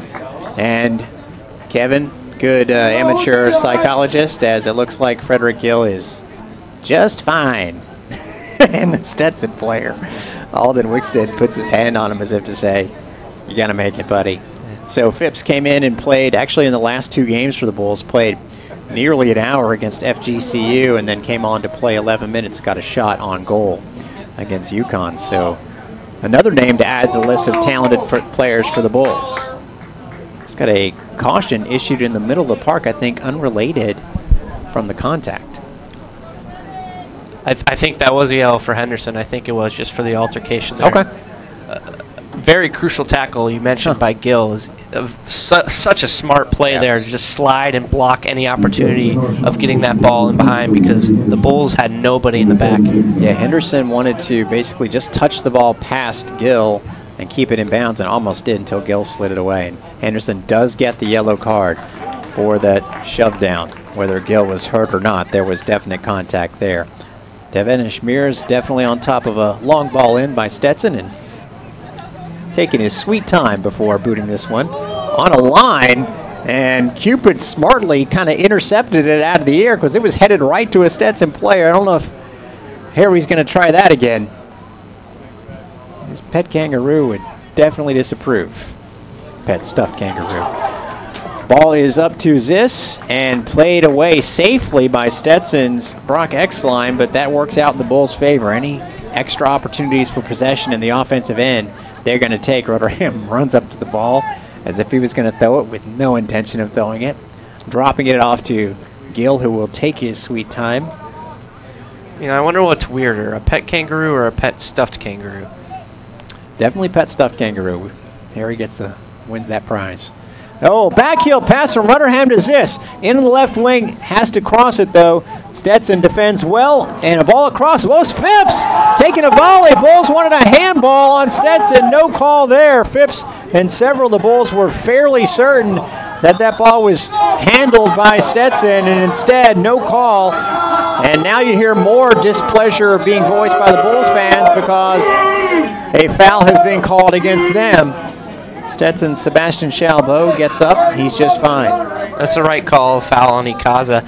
We don't quite have the angle for that handball shout, although Gordon Phipps was very emphatic. Well, his eyesight's way better than mine because that ball that he tried to volley in was about 5 yards from the defender, and he got such good contact on it. He had to really have some sharp eyes to know that it hit the guy's hand, and he was convinced it did. We will be honest, Derek Sharp here with Kevin Erlinson. We did not see it well enough to scream and shout that there was a handball not given the Bulls, although they certainly would have taken it. Let's put it that way. Oh, good in-tight work by Ziss just to get it on the other side of the park, but Stetson's line is ready to gather it in. Stephen Rotherham, who hasn't played a ton of minutes here tonight, is allowed to press up on that Stetson defense as they're trying to work it into the midfield, but the Bulls have them outnumbered there instead, and indeed get the ball. Baptista to Phipps. Nice one-touch to Rotherham. Back to Phipps. I like the looks of this kid so far. Another good pass to Rotherham's going to have it go from distance, and really didn't get enough on it there. Does go down as the 11th shot of the game for the Bulls, but it was stopped easily. I like that decision from Rotherham. Didn't catch it cleanly. He's on his weaker foot, but why not have a go when you have the space? Player from Stetson on the other end of the field with a cramp. Bulls player decided to help him out. Now Stetson player on the right leg as the Bulls showing concern for the player who's down. We can't quite see who it is, but we can remind you that as the official calls for Stetson's trainers to come have a look, it is a definite cramp. And getting up now, realizing that he's going to try and stay in the game, I think is the maneuver there by, it looks like, Gabriel Denise. But you can't stay in the game at this point with 12 minutes left when you're hobbling around, and he looks like he's going to walk off the field. I feel sorry for the trainer who had started to get into her sprint and had to stop. She's laughing at the one of the linesmen. And that's going to do it for Deniz. We'll see if he gets back up at some point, but right now, Gansey, the junior for the Hatters. Bulls are 2-5-1. Again, their first 4 games, all against very strong opposition. If you go back to their game that they lost 2 weekends ago, down in Naples against FGCU, that's the team that's leading the Atlantic Sun, a couple of games over 500. But the latest rankings, by the way, the teams the Bulls have played, Michigan State ranked 9th. They're undefeated still, 7-0-2. Virginia Tech ranked 13th in that tough ACC is 5-2-2. Creighton ranked 21st, going off of TopDrawerSoccer.com, is 5-1-1. So yes, the Bulls have lost 5 games, but 4 you can say to very strong teams, and you throw Michigan in there is also well above 500. Colas, the goal scorer for Stetson, tries to start something off in the left wing. A ball slotted back into him, and boy, as he was losing his footing, I believe that was Gallina who made the clearance. Stetson tries to gather it back in. Far from net is Chalbeau. He's going to send it over to Sawt. Long ball in. That could be dangerous. Devonish Mears has to play it and does. You hear him get the round of approval there because it became harder as that ball drifted towards the top of the crossbar, and he played it perfectly. Yeah, those are the kind of balls that the keeper's expected to save, but not exactly easy to do so. You have to keep the ball out of the net while jumping backwards, presumably, and he does a good job. There's got to be a name to the effect that is sometimes shown by keepers as the Bulls have a throw-in at midfield here. About 10 minutes left, they're up 2-1. That effect that if you just go out to a goal and you just jump up with no pressure on you, you can touch the crossbar real easily, but that as you're going backwards, you feel like there's this weight pushing you down and you get a little bit shaky with your feet, but Devonish Mears was anything but that sort there, fortunately for the Bulls. Especially when you see 1 or 2 players in front of you who, if you screw up, you can't punch it ahead because they're going to put it right back into the goal. So a very sturdy ball there, and I don't know if that will actually go as a shot. It probably won't, but either way, Devonish Mears got to it in a very firm fashion. Now with exactly 10 minutes to go in regulation. Unfortunately, if you look by history, the end of regulation hasn't been kind to Stetson, but that's when they've been behind in games. They haven't really they've never come from behind in the last 5 minutes. They have added a lead when they were ahead 2-1 against FIU. There's a foul on the Bulls. Stetson's still a long way from goal. They haven't really had a dangerous free kick attempt. And you see them trying to move this up. Yeah, that's a little bit too far. And very slick work by Sebastian Chalbeau. I think he just gained about 7 or 8 yards on this free kick, and now it actually becomes one that I don't think can become a shot, but can become a more dangerous pass. We saw the last free kick opportunity they had. He whipped it in with pace. Colas couldn't direct it on goal. We'll see what they do here. Chalbeau is out there with Monsato, but we fully expect number 21, who's on the ball now, Chalbeau, to be the one who takes it, and he will be. And there's another dangerous-looking ball, and Devonish Mears firm again. Skies up to get it, and gladly takes a few steps and takes his time. 9 minutes left, Bulls still up 2-1. He hasn't been asked to do a whole lot, but when he has been called upon, he's been very solid, keeping this Bulls lead at 2-1. One thing he's been a little shaky at is the distribution. I got to be honest, that was another half volley, half punt that was ticketed for out of bounds just across midfield, so Stetson has it back as a result. 8.5 minutes to go. Bad pass. Intercepted by Ziss. Looks up for Rutherham making a cut. He's got a defender on him, but he's slowing down. Rutherham might be able to get around him, judging by speed. Instead, he's going to drop it off to Baptista off the bench. A good-looking shot, and it's in! Felipe Baptista with the left foot set up by Rutherham, and the Bulls, for the first time tonight, have a cushion. What a shot. It's 3-1. That came out of nowhere. I was wondering what he was going to do as he cut us across the goal with his left foot. Rutherham made a run. Maybe he was going to try and slip it in. Instead, he has a shot, always bending away from the keeper, tucks right inside the post. What a shot from Baptista, and the Bulls have a 2-goal lead. Freshman with his first goal as a Bull, and I'm telling you, the shot he actually took is one that you would take from the opposite side of the goal. He took it basically from the center and had a little room to work with, curling it into the right side of the net. That was just fantastic. Curled in with pace, and that's the key. Goalkeeper Jack not able to react in time, but that is an excellent strike and a much-needed jolt of energy for the Bulls. So the Bulls have 3 goals on 11 shots. And that has been a bothersome as the ball's out for a goal kick. Bulls up 3-1. Bothersome stat for Stetson this year. They're, as far as percentage of saves on shots, not even on goals, has not been that good. So that's the trick, especially if you get it on goal against them. There's a decent chance, and that one was certainly on goal. The Bulls haven't done that very often tonight as far as having a really, really lined up opportunity and missing the target. It happened a couple of times early, but they've been getting it on target here tonight. From that distance, I would call that a half chance at first glance, and then he takes the shot, and it's just an unbelievable strike. Yeah, and again, Rutherham kind of had his pick of the litter there, and Bautista made the run and still had plenty to do. He's open for Ziz to pass it to, but instead he's going to drop it back to Ikaza.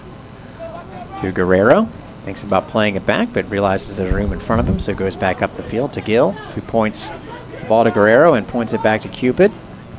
Cupid drills it back to the Defenishmirs. Now that you have the 2-goal cushion, as the Bulls do with 7 minutes left, you can really just kick it around. And that's what they're doing right now. Ziz settles a ball that had a lot of pace on it from about 30 yards away to keep the Bulls in possession. Baptista tries to chest it. Stetson deflects it, but Baptista wins the ball back only to lose it in the center. Stetson's Monsato up the park on the left-hand side. Running it down is Colas, who has the lone goal for the Hatters. Ooh, wanted more out of that pass. Kind of lost it as he was taking it, and the Bulls have it back. Phipps, who has provided a very skillful presence that's coming into the game on the right side. Again, the Bulls doing this tonight without Adrian Billhart. Skublik checked out about 15 minutes ago. And Trey Jackson, another top goal-scoring threat, has been out of this one. So Bulls showing off their depth here tonight and leading the game 3-1. Another one of the substitutes, Diego Guerrero, possesses it. Over to Ikaza. Back to Gill as Kevin, this is looking comfortable right now with just more than 5 minutes left. Yeah, but you got to be careful. You don't want to get complacent. Keep the ball. Don't give up any easy opportunities. Rutherham, Baptista, a little 1-2 action. And they wanted to slot it over to Phipps. It ends up getting over to him anyway. Knocks it down to Guerrero. Bulls finding space here. Guerrero changes fields over to the left. Gill, he always seems to be right there on the left side, about 10 yards either side of midfield. Goes back to Cupid. Now Ikaza's going to play it to Rutherham. Can he settle it down to himself just a little bit far away? And alertly Williams saw it, plays it back to his goalkeeper. But a good idea there by the Bulls. Stetson takes a fall, gets right back up, gets the call. Bulls doth protest, but they have to get back on defense and not worry about it. As we go to just 5 minutes left, Bulls up 3-1. Derek Sharp, Kevin Erlinson, wherever you're checking us out, we really do appreciate it. Hopefully you can make it out to Corbett Stadium. Another great crowd here tonight. The Bulls will be back at home in a very important game against Tulsa. You want to follow up that first conference result, the tie against UConn, with another result against Tulsa. See what they can add to the result here possibly. Rutherham nutmeg and still gets to the ball and knocks it off the keeper, but did Jack, his own teammate there, to play it away. It'll be a Bulls throw with just more than 4 minutes left. Yeah, those saw it with the clearance, but a nice idea by Rutherham. You don't see too many nutmegs in the box. The assistant referee on the far side seems to have spotted something. I don't know if they stopped the clock. That's for sure. Yeah, you're right. As the far side linesman is conversing with the head official now. Don't know if something happened after the play, or maybe they're going to change the call on the field to a Stetson throw. Could be the clock is stopped, so even though the Bulls would love for this conversation to endure, it's probably going to be over really, really soon. And I guess there's a little talking to, yeah. So the head official is talking to one of the Stetson players.